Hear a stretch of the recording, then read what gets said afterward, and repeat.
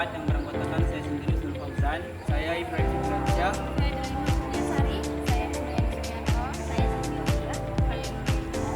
Baiklah, pada pembahasan video ini kami akan menjelaskan terkait programming robot avoider IoT untuk menjelaskan salah satu tugas mata kuliah sistem mikroprosesor yang diampu oleh Bapak Insinyur Fauzansyah MKOM. Baiklah, lanjut ikut video penjelasan dari kelompok kami.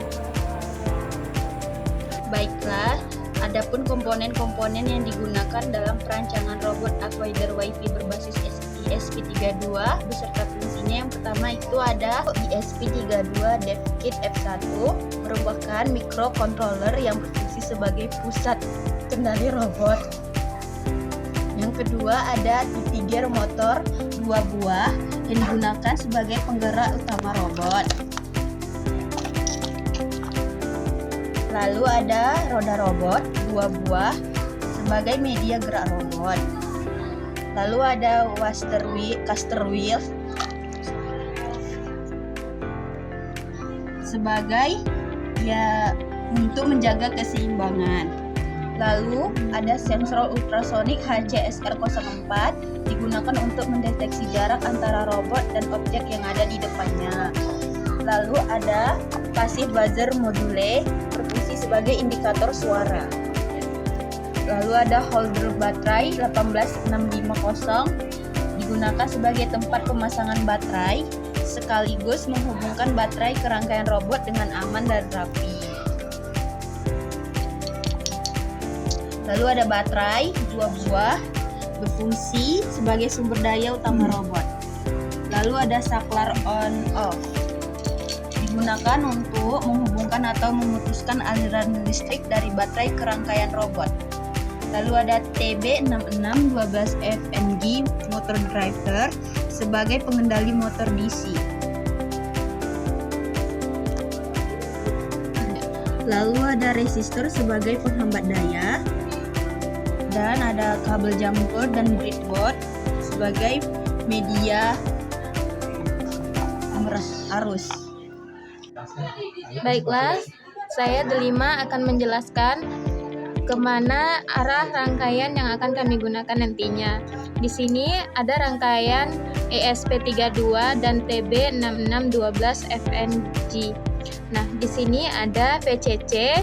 Dari VCC di TB akan terhubung ke 3.3 volt di ESP.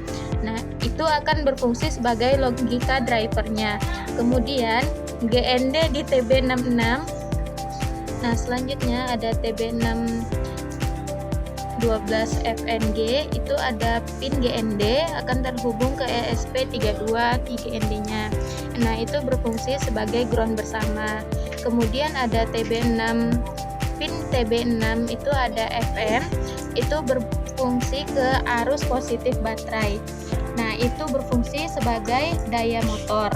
Selanjutnya pin STBY itu berada di GIO 27 di ESP. Itu berfungsi sebagai standby drivernya. Kemudian pin A1 itu terhubung ke pin 26 di arah motor A sebagai pengarah roda pada motor A. Kemudian ada AIN2 itu terhubung di ESP32 di pin 25 sebagai arah motor A juga. Kemudian ada pin PWMA itu terhubung di pin 32 ESP berfungsi sebagai arah atau speed motor A. Kemudian ada BIN1 itu terhubung di pin 3 di pin ESP32 di nomor 14. Nah, itu sebagai arah motor B.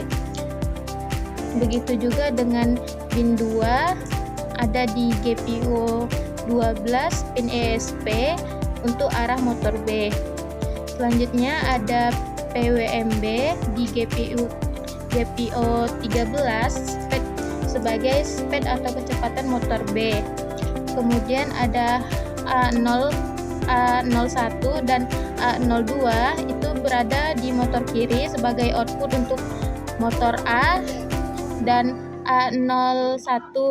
B01 dan B02 sebagai output di motor B. Nah, di sini ada analog pin 1 ke positif breadboard, pin 2 yaitu ke negatif breadboard, dan yang pin ketiga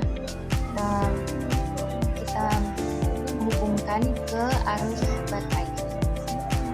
Oke, baiklah, di sini kita akan mencoba untuk menjalankan proyek setelah proyek tadi selesai kita rangkai.